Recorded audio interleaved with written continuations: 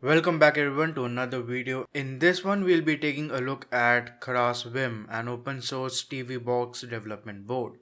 The makers of this board really wanted to leave a lasting impression. The unboxing experience is unique and one of the best among development boards that I have seen. Most boards come in a thin cardboard box, but the Vim's packaging was in the shape of a book. The box opens up like a book and we see the Vim in its shiny case and a braided USB-C cable to power it as well. Behind the front cover of the book-like packaging we have a listing of the specification of the board, which are as follows.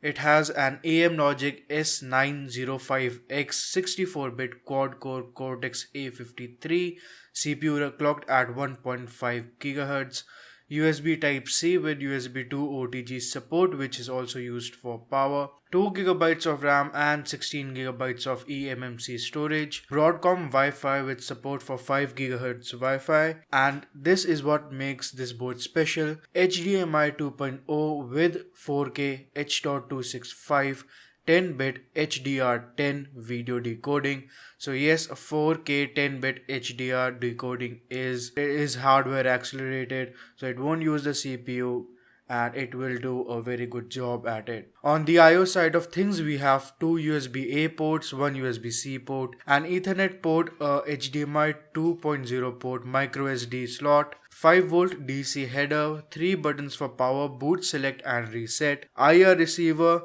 real-time battery header and a Raspberry Pi compatible GPIO header. Interestingly, this board has 3 power options: the USB-C port, a pin header at the back of the USB-C port, and the USB Type-A port right next to the USB-C port. I actually like the decision to use USB-C for power rather than a micro USB port, as it is designed to carry a much larger amount of current. This board comes preloaded with Android 6.0.1, and on the positive side of things, the whole source code for it, including the kernel, is available on GitHub and is very well documented in case someone wants to build a custom ROM. The Android image has drivers for 4K video playback which work well. The video playback is smooth and hardware accelerated. It works well on Kodi, which as you can see on your screens. Also, if you're using Linux, there is no special software required to flash the eMMC storage.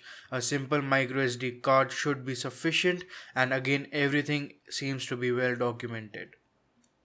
Talking about eMMC, the speed is not extraordinary, but it's still better than an SD card, with sequential read and writes coming at 112 Mbps and 38 Mbps respectively. I really wanted to keep Android on the internal storage and have Ubuntu on a separate storage like an SD card, but the current available official Ubuntu images are for eMMC only. Luckily, there is an option to dual boot Android and Ubuntu on the eMMC internal storage. The Ubuntu 16.04.1 LTS image doesn't include the GPU driver yet, but according to the staff members on the forum, the next image release should have them installed by default. Otherwise, it is a very stable build, and I will dig into the Ubuntu side of things in later videos. I do have a few complaints, the first one being a lack of an audio jack. Just why?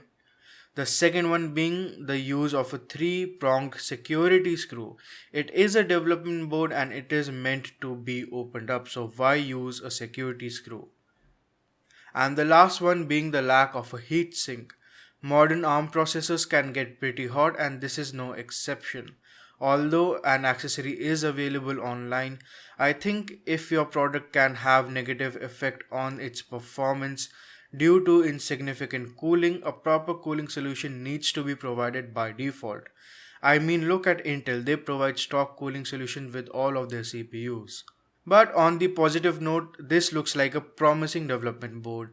Between the 1.5 GHz quad-core CPU and 2 GB of RAM, well-documented Android source code and 4K 10-bit HDR video decoding, and all of this at just $50, it isn't too hard for me to recommend this board. Over the course of next few weeks, I will be uploading more videos on this particular dev board.